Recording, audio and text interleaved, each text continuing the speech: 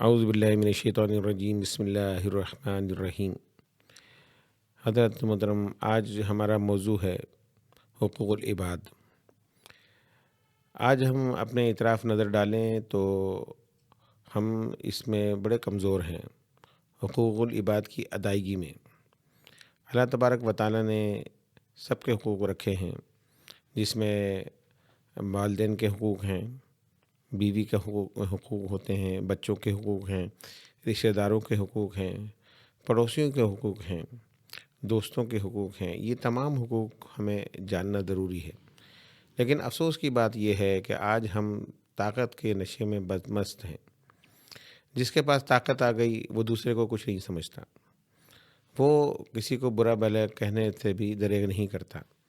آج لوگوں نے ایک بات یہ کہنا شروع کر دی کہ ہم تو جو ہے صاف زبان ہیں، ہم دل میں نہیں رکھتے، ہم جو ہوتا ہے منہ پہ کہہ دیتے ہیں۔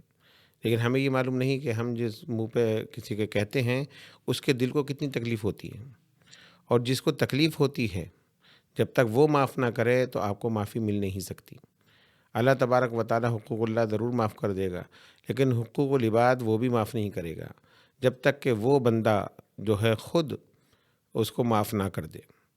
لیکن ہماری کیفیت یہ ہے کہ ہم ذرا سی طاقت کے بعد اپنے سے کمزور پر ظلم کرنے کو تیار ہوتے ہیں، اور جب ہم پر کوئی طاقتور ظلم کرتا ہے تو ہم چیختے ہیں اور احتجاج کرتے ہیں۔ یہ نہیں سوچتے کہ ہم نے کسی کے ساتھ ظلم تو نہیں کیا، ہم نے کسی کے ساتھ زیادتی تو نہیں کی۔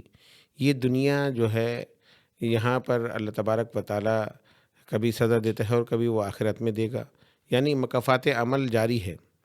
بہت سے لوگوں کو ہم نے دیکھا کہ انہوں نے کسی کے ساتھ برا کیا تو اللہ تبارک و تعالیٰ نے اس کی پکڑ کری اور اس کی سزا دنیا میں ہی دی۔ لیکن اس کے باوجود اس پریشانی کے باوجود ہمیں یہ احساس نہیں ہوتا کہ ہم نے کیا کیا ہے۔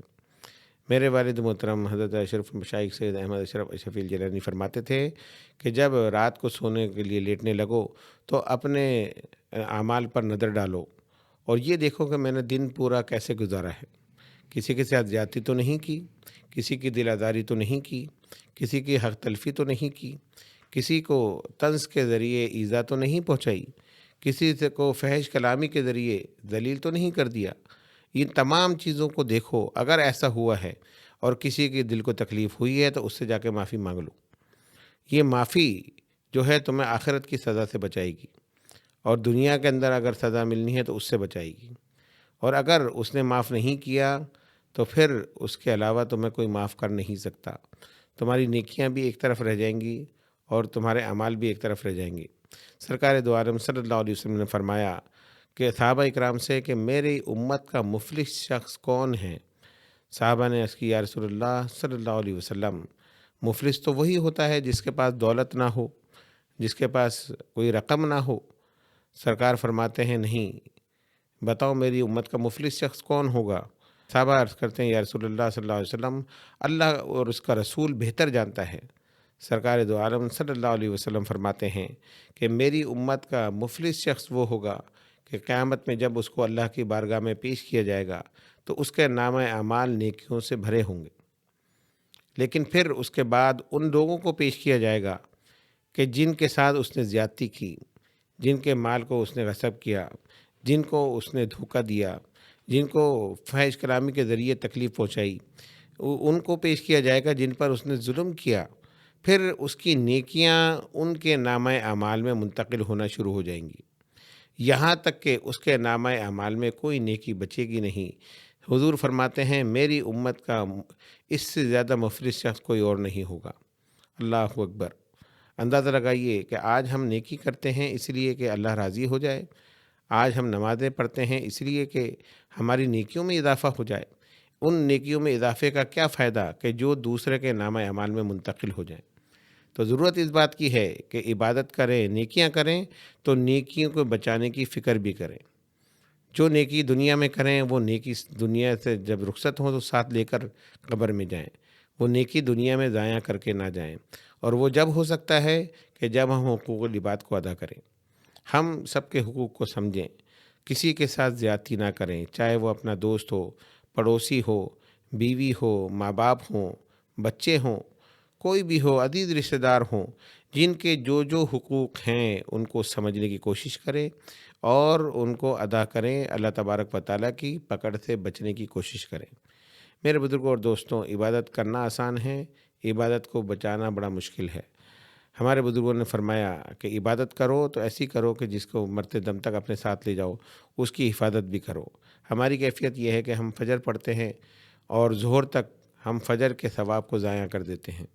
دنیا میں ایسے ملوث ہوتے ہیں، کاروبار کرتے ہیں تو اس میں لوگوں کو دھوکہ دیتے ہیں، نوکری کرتے ہیں تو مالک کے ساتھ وفاداری نہیں کرتے، بلکہ اس کی نافرمانی کرتے ہیں اور اس کے مال کو اپنی ذاتی ملکیت سمجھ کر استعمال کرتے ہیں، جس کی وجہ سے ہمارے گناہوں میں اضافہ ہوتا ہے۔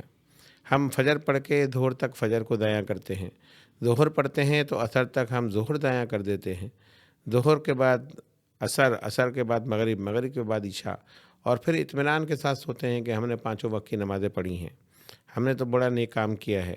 لیکن ہم یہ نہیں دیکھتے کہ اس کے ساتھ ساتھ ہم سے کیا کیا گناہ سرزد ہو گئے، کہ جس کی وجہ سے ہماری یہ نیک اعمال ہمارے منہ پر مار دیے جائیں گے، کہ ہمیں اپنے نامہ اعمال کو دیکھنا ہوگا، ہمیں اپنے آپ کو گناہوں سے بچانا ہوگا، ہمیں کسی کی بد دعا سے بچانا ہوگا۔ یاد رکھیے کہ اگر آپ کو کسی نے تھپڑ مارا اور آپ خاموش رہ گئے تو یہ آپ کی خاموشی اس کے لیے عذاب بن جائے گی، اور اگر آپ نے اس کو پلٹ کر مار دیا تو یہ آپ کا خود بدلہ لینا ہوگا۔ لیکن جب انسان بدلہ نہیں لیتا تو پھر اللہ تبارک و تعالیٰ اس کا بدلہ لیتا ہے۔ اسی طرح اگر آپ نے کسی کے ساتھ زیادتی کری تو سمجھ لیجئے اس نے آپ سے بدلہ نہیں لیا، وہ خاموش ہو گیا، تو پھر اللہ تبارک و تعالیٰ اس کا بہترین فیصلہ کرنے والا ہے۔ تو ہمیں ان چیزوں سے بچنا ہوگا، کسی پر ظلم و ستم سے، کسی کے حق تلفی سے، کسی کو فحش کلامی کے ذریعے ایذا پہنچانے سے، کسی کے حقوق غصب کرنے سے، کسی پر ظلم کرنے سے اپنے آپ کو روکنا ہوگا، تاکہ ہم جب ان چیزوں سے رک جائیں گے تو ہماری عبادت بھی باقی رہے گی اور ہم قیامت میں اللہ کے سامنے سرخرو بھی ہوں گے۔ اللہ رب العزت قیامت کی اس مفلسی سے بچائے کہ جس کا ذکر میں نے حدیث مبارکہ میں کیا۔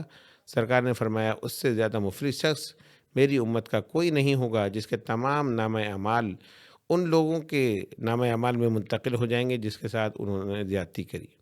اللہ رب العزت ہم سب کو ان گناہوں سے، ایذا رسانیوں سے، حق تلفیوں سے بچنے کی توفیق عطا فرمائے اور دین اسلام پر عمل کی توفیق عطا فرمائے۔ سرکار دو عالم صلی اللہ علیہ وسلم کی سیرت مبارکہ کو اپنی زندگی میں شامل کرنے کی توفیق عطا فرمائے۔ وما علینا الا البلاغ۔